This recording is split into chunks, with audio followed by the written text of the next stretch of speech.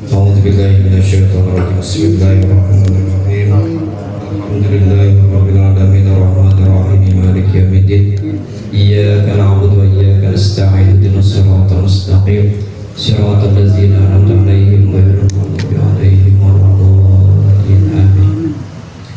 السلام عليكم ورحمة الله وبركاته. Alhamdulillahilladzi hadana lihadza wa ma kunna linahtadiya laula an hadanallah. Asyhadu an la ilaha illallah wahdahu la syarika lah wa asyhadu anna Muhammadan abduhu wa rasuluh. Amma ba'du.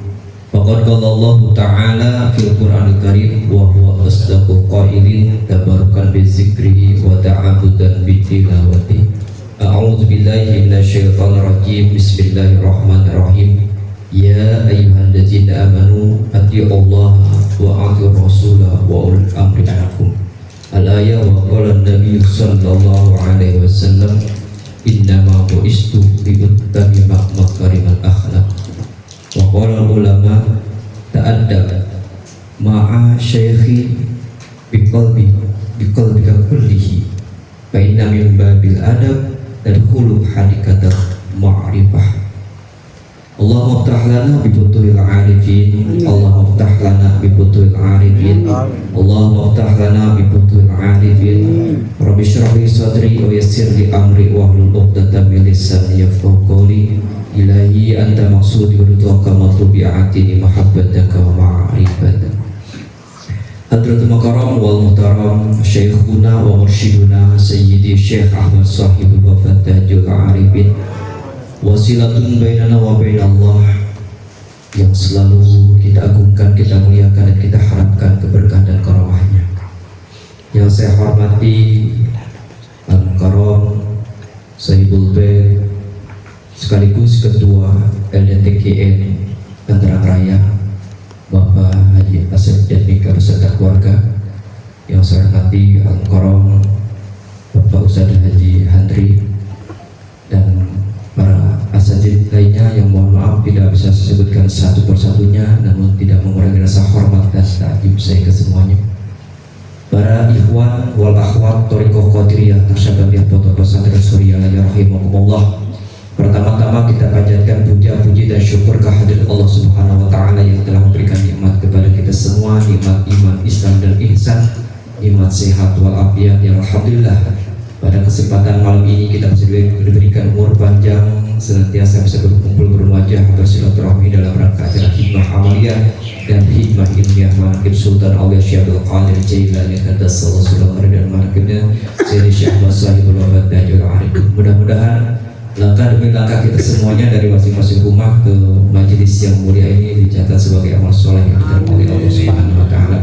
Salawat dan salam semoga terlimpah ruahkan kepada Baginda alam Habibana Syafi'ina wa Maulana Muhammad sallallahu alaihi wasallam, juga kepada keluarganya, kepada sahabatnya, termasuk kepada kita sebagai umatnya. Mudah-mudahan kita semuanya mendapatkan syafaat uzma yaumil qiyamah. Amin ya Allah ya rabbal alamin. Hadirin wal hadirat rahimakumullah. Dalam amaliyah kita Thariqah Qadiriyah Naksabandiyah Pondok Pesantren Suryalaya, saya mengutip ada kalam daripada almarhum Kiai Haji Abdul Salam Nasution, sarjana hukum, yaitu wakil talqin Bangsa Madon dari Bandung. Beliau mengatakan bahwa ada 7 landasan amaliyah TKN Suryalaya itu. Di antaranya adalah zikir, yang kedua adalah khotaman, yang ketiga adalah manaqibat, yang keempat adalah riyadhah, yang kelima adalah rabithah, yang keenam adalah hikmah, yang ketujuh adalah adab. Ini adalah landasan dalam TKN kita. Betapa hebatnya kita mengamalkan zikir, khotaman, manaqib, riyadhah dan lain sebagainya. Yang paling mendasar nanti adalah yang terakhir, yaitu adab. Berapa ribu tahun, berapa ratus ribu tahun Ajajil beribadah kepada Allah sehingga dia menjadi pemimpin atau menjadi guru malaikat. Segitu hebatnya beribadah, Tetapi satu adab kepada Allah, hilang adab karena dia tidak mematuhi perintah Allah, jadilah dia tersungkur menjadi iblis. Nauzubillah. Betapa banyak ikhwan Suryalaya, murid-murid bangsa Abah Anom, yang begitu hebatnya beliau menjalankan thariqahnya, bahkan menjadi murid yang senior, tetapi kurangnya adab hingga tersungkurlah dia jauh daripada mursyidnya dan menjadikan dirinya sebagai guru yang tidak menjadikan izin. Itu adalah karena kurangnya adab. Maka ini pelajaran buat kita semua, bahwa berthariqah tidaklah cukup hanya mengandalkan zikir, khotaman, manakiban, riyadhah, rabithah, hikmah, tetapi kalau adabnya tidak ada, maka kita akan terlepas dari mursyid kita. Nauzubillah. Ikhwan wal akhwat thariqah Qadiriyah Naqsyabandiyah Pondok Pesantren Suryalaya, begitu hebatnya tanbih. Di sana isinya tentang adab, dan tasawuf intinya adalah adab. Maka jangan sampai kita lepas adab, baik adab kepada Allah, kepada Rasulullah, kepada guru, kepada orang tua, kepada sesama dalam sesama ikhwan thariqah Qadiriyah. Di dalam kitab, saya akan mengutip salah satu kalam daripada Syekh Abdul Qadir Jailani. Di dalam kitab Futuhul Ghaib, beliau mengatakan, ta'adab ma'asyaikhi biqalbika kullihi. Beradablah kalian kepada gurumu dengan sepenuh hatimu, jangan separuh-separuh, harus seluruhnya beradab kepada guru. Apa sih itu adab? Adab itu adalah etika, sopan santun, tata krama. Contoh kecil saja, kalau guru tidak melakukan sesuatu yang tidak dilakukan, kita jangan melakukannya. Kalau guru tidak memerintahkan, kita jangan mengikutinya. Kalau guru menjalankan, kita jalani. Ya. Atau kayak kita lagi berjalan ya, di hadapan orang tua, kita nggak mau membelakangi, apalagi kita nggak mau berhadapan atau berjalan di depan orang tua, atau mengucapkan kata-kata yang kasar di hadapan orang tua. Itu namanya kurang adab. Jangankan ibu bapak, kita kurang adab kepada guru mursyid.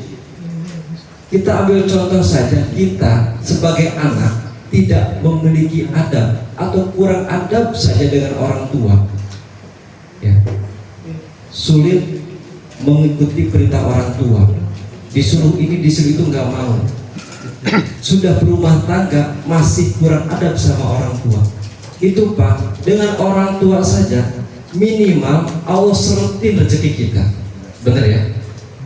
Dengan orang tua saja Allah berikan imbasnya, rezeki itu sulit, rezeki itu sulit, usaha sulit laku, dagang sulit laku, ya, banyak utang, rumah tangga aut-autan.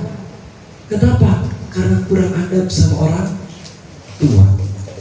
Ini apalagi dengan orang tua rohani, guru mursyid kita yang akan membimbing ruhani kita menuju Allah Subhanahu wa Ta'ala, dari makom syariat, tarekat, hakikat sampai kepada marifat. Maka jangan sekecil apapun kita kurang adab kepada guru. Ya. Nah, di dalam kitab Iqazul Himam, di sini ada 10 adab. Tetapi saya tidak akan membahas semuanya karena ini melihat daripada waktu. Ada 4 adab zahir dan 4 adab batin. Betul.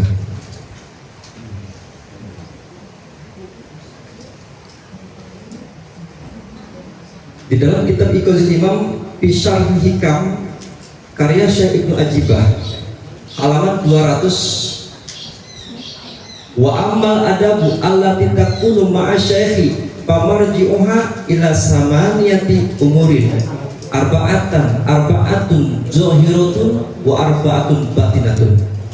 Nah, adapun adab yang harus dilakukan bersama guru, seorang murid bersama guru mursyidnya, maka ada 8 perkara yang menjadi acuannya, yaitu 4 perkara yang nampak, yaitu adab yang zahir, yang 4 perkara yang tersembunyi.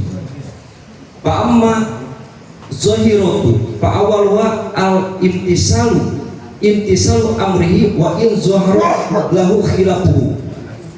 Nah, adapun perkara yang nampak, adab yang zahir dari seorang murid kepada mursyid adalah yang pertama adalah mematuhi segala perintah mursyidnya, meskipun ada pertentangan dengan diri kita, ada khilafiyah dengan diri kita. Kok begini, kok begitu? Kalau mursyid memerintahkan, ya udah ikutin saja. Ini salah satu contoh yang umum.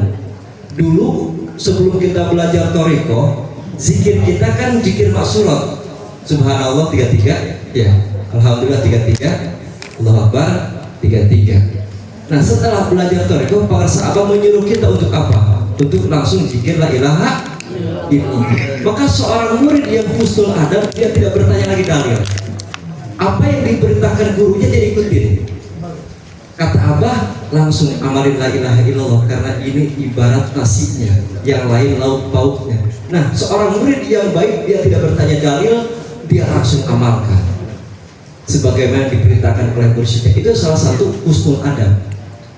Jadi sekiranya bertentangan dengan dirinya, tapi ini guru memerintahkan, ya udah saya ikutin. Itu salah satu contoh. Wajtinabun nahyihi wa ikana fihi hitbuhu, dan menjauhi larangannya meskipun di dalamnya ada bahaya.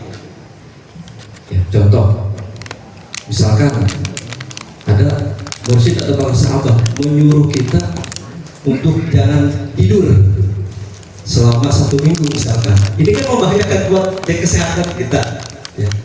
Ada yang riadoh melek ya, suryalaya itu riadoh melek Pak. Para sahabat riadoh meleknya berapa tahun? 3,5 tahun.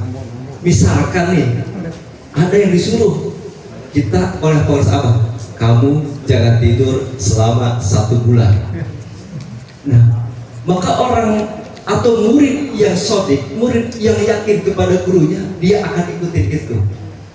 Walaupun menurut kesehatan, ini 1 bulan gak tidur gimana nanti saya? Kan gitu ya. Maka seorang murid itu tidak begitu, dia yakin saja, dia jalani itu. Itu namanya adab.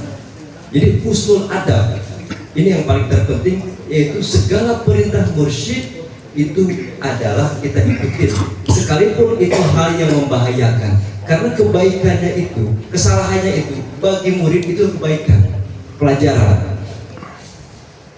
Nah, fakhata usyaihi ahsanu min shawabil murid. Maka kesalahan guru itu lebih baik daripada kebenaran murid.